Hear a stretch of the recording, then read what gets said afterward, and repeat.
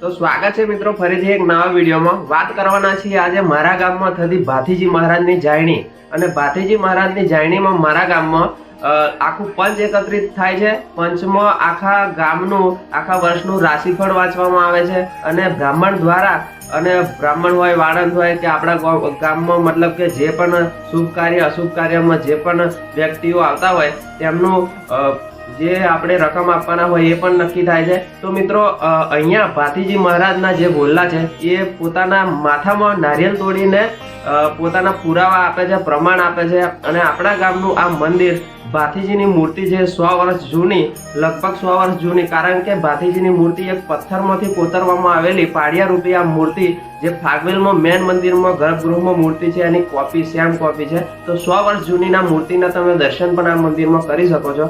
લગભગ ગમે તે ગામમાં આવી જાયણી તો નહીં જ જોયું હોય। ચલો જોઈએ આપણે એક એવી જાયણી જ્યાં તમને ભાથી દાદાનું સ્વરૂપ સાક્ષાત જોવા મળશે અને સુરવીર ભાથી દાદા તમને કંઈક એવું લાગશે કે અત્યારે એ રમી રહ્યા છે। બન્યા રહેજો વિડીયોમાં, જાયણી જોવાના છો અને જો વિડીયો આજનો ગમે તો વિડીયોને લાઈક કરી, ચેનલને સપોર્ટ કરી, સબસ્ક્રાઇબ કરી।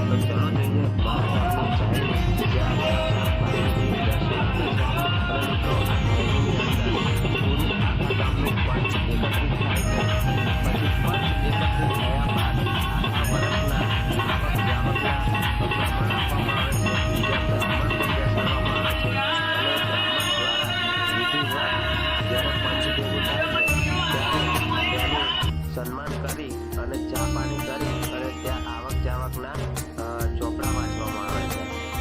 મિત્રો અમારા ગામમાં ભાથીજી મહારાજની 100 વર્ષ જૂની પ્રતિમા છે જે એક જ પથ્થરમાંથી કોતરવામાં આવેલી છે।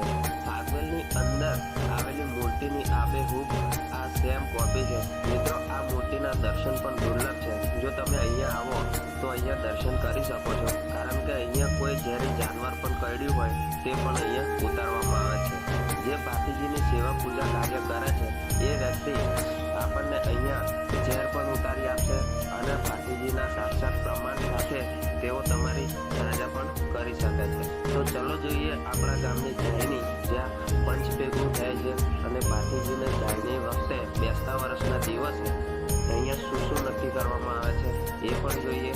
આખા વર્ષમાં આવતા મતલબ કે આવક જાવક, ગામનું રાશિફળ, ગામમાં શું થવાનું છે એ પણ નક્કી કરવામાં આવે છે અને બ્રાહ્મણ હોય, વાળંદ હોય, રાવણ હોય, જે ગામમાં કામ આવે છે આખું વર્ષ તેઓ અહીંયા આવી અને ગામનું રાશિફળ વાંચે છે અને વિડીયોમાં તમે જોઈ રહ્યા છો કે આખું પંચ જ્યારે એકત્રિત થયું છે અને મંદિરના પટાંગણમાં ઓટલા ઉપર મધરાત ગામનું રાશિફળ વાંચે છે।